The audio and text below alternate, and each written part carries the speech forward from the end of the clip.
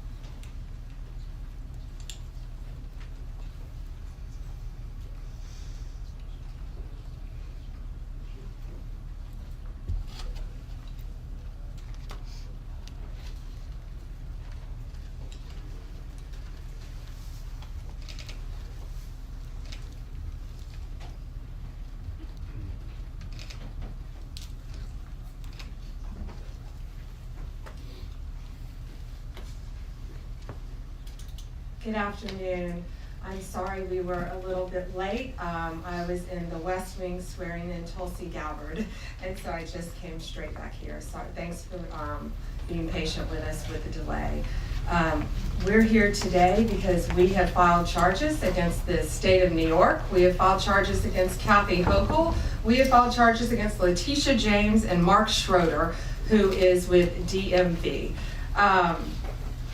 This is a new DOJ, and we are taking steps to protect Americans, American citizens, and angel moms, like the mom standing right behind me, who you're going to hear from in a moment. New York has chosen to prioritize illegal aliens over American citizens. It stops today. As you know, we sued Illinois, and New York didn't listen. So now you're next. Millions of illegal aliens with violent records have flooded into our communities, bringing violence and deadly drugs with them. With me today, I'm so proud to be joined by Tammy Nobles. Tammy is an angel mom.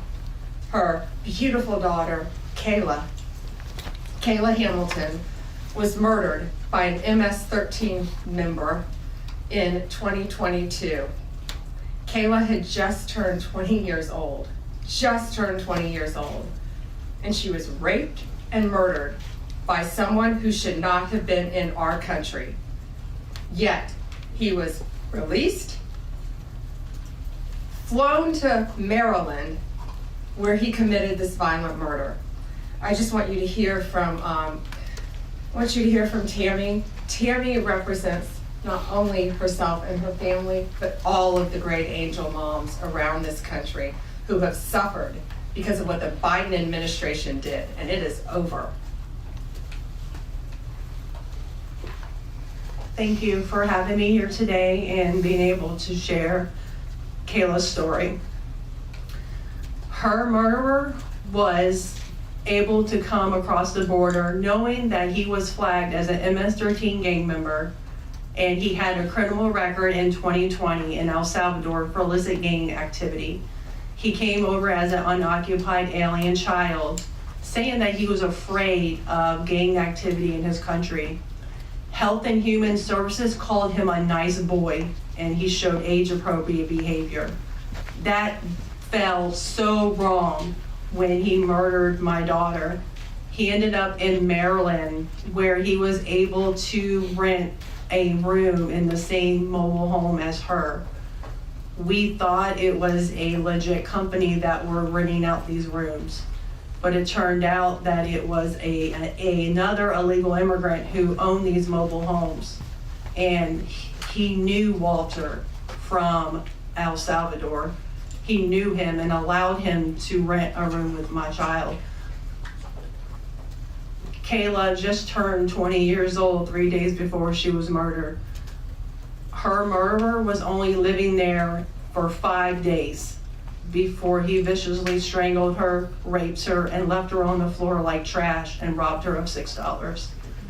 I have been sharing her story for over 2.5 years to bring change, because this should not have ever happened to Kayla, and it shouldn't be happening to other families being hurt by the border. Homeland Security did not do their jobs. They did not check his background. You know, they did say that he was processed. So if they processed him, they knew that he was a gang member and still allowed him here. Health and Human Services did not verify the sponsor and allowed him to go with a sponsor that they don't even know if it was his cousin or his aunt. And he was able to leave the sponsor's house to go live wherever he wanted. And I am going to continue sharing Kayla's story to help save others and to bring awareness of what was happening under the Biden-Harris administration. And I'm so thankful for Pam having me here today, and I'm so thankful for the opportunities I got from Trump and any other platform, people who allowed me to share her story, because this is going to end. No other parent should suffer by having their child murdered by somebody that shouldn't be here. And I'm gonna continue, sharing it, and for Kayla, and also for others. Thank you. And it's my understanding that he also admitted to other murders, correct? Multiple murders. He wrote a letter, and it was intercepted in jail, that he committed 4 murders and 2 rapes. And that's who we were letting walk into our country. And that's why President Trump has directed this to stop. And if you don't comply with federal law, we will hold you accountable. We did it to Illinois, strike 1. Strike 2 is New York. And if you are a state not complying with federal law, you're next, get ready. And the great men and women of law enforcement are standing behind me today. We have FBI, DEA, ATF agents. They put their lives on the line every single day to protect us. And what New York has, they have green light laws, meaning they're giving a green light to any illegal alien in New York, where law enforcement officers cannot check their identity if they pull them over. Law enforcement officers do not have access to their background. And if these great men and women pull over someone and don't have access to their background, they have no idea who they're dealing with. And it puts their lives on the line every single day. Violent criminals, gang members, drug traffickers, human smugglers will no longer terrorize the American people. And that is why we are here today. You will be held accountable if you do not follow federal law. It's over, it ends, and we're coming after you. Questions? We have time for a few questions. David Spott with Fox News. Madam Attorney General, thank you and welcome to the Justice Department. Thank you. I have a quick on-topic and a quick off-topic Sure. question. On-topic, in your executive order or in your orders on the first day you were here, you talked about working with the Justice Department or these sanctuary cities, as you say, will Yes. be punished. Today you're putting people on notice. Right now we're just lawsuits. Is this going to go further? What kind of punishment are we talking about? Is there any grounds to charge individuals, charge politicians? How far is this going to go?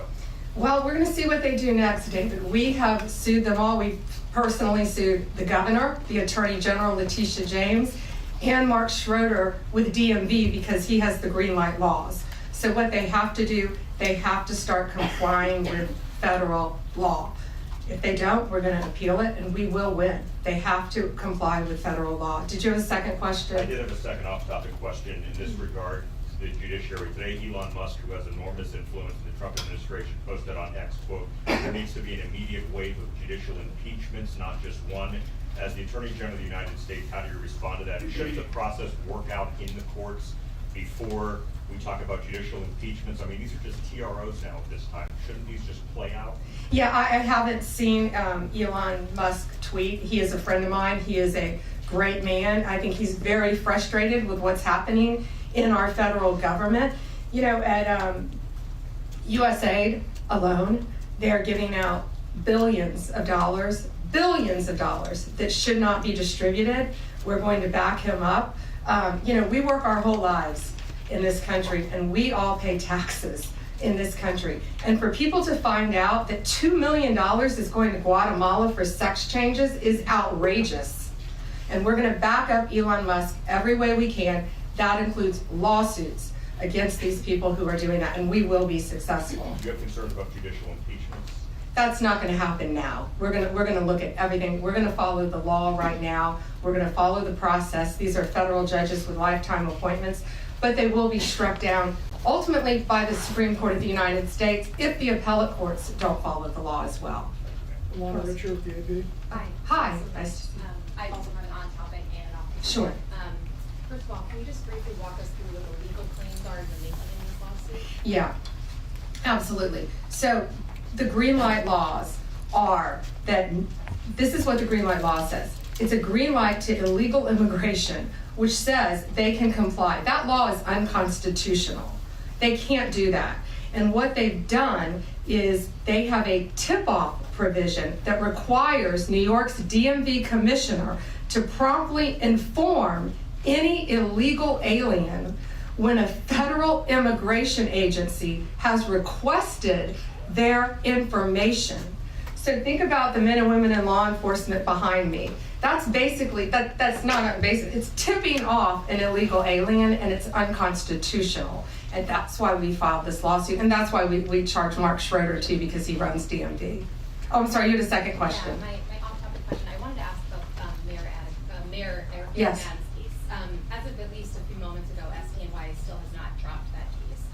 Have you or other DOJ leadership spoken to the acting U.S. attorney in SDNY since the memo was sent earlier this week? And what will you do if she refuses to drop the case? I have not spoken to her. I know our acting DAG, Emil Bove, has spoken to her, and Chad Mizell may have spoken to her, but that case should be dropped. It was done at the directive of Emil, so that case should be dropped. I did not know that it had not been dropped yet, but I will certainly look into that. Reagan, Daily Caller. Hi, how are you?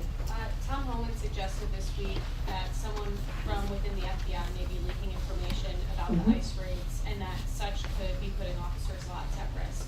Has the DOJ gotten any closer to determining if these leaks are coming from within the FBI? And what will the consequences be if they can identify the leakers from the FBI? Excuse me. Well, first, I can't talk about anything that is ongoing, and that is ongoing. And it's really for the similar reasons of what I said earlier. The great men and women in law enforcement standing behind me today, they must be protected. And anytime anyone leaks or tips off anything regarding a pending investigation, that jeopardizes lives. You're telling a bad guy what's about to happen. It could jeopardize the lives of all the men and women in law enforcement. We will not stand for it. We will find you. We're going to investigate it, no matter what agency it came from. We don't know for certain. We have an open investigation, so I can't talk about it in detail, but we will do everything in our power to hold you accountable, and it is a crime, and you will be prosecuted when we find you. Okay, guys, time for one more. Alana Austin, Newsmax. Madam Hi, Alana. Attorney, thank you so much for your time. I was also interested in hearing specifically what the interactions have been like with Mayor Adams. And I know he has a little bit of a different tone than some of the other Democrats out of the Empire State.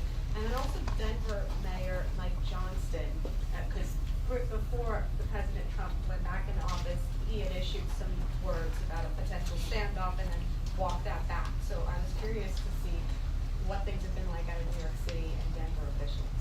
Yeah, well, we're hoping that in New York, Mayor Adams is going to cooperate with us with the sanctuary cities and the illegal aliens.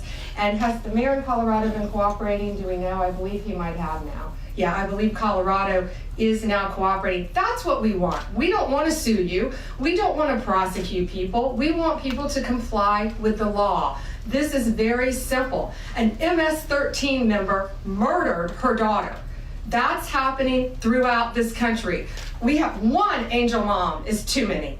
And we have angel moms throughout this country who should not be going through this. Comply with the law. This is the last thing we want to be doing. We want to be out there, all of us, fighting violent crime. Yet we're fighting illegal aliens, and that ends, and it's going to end today.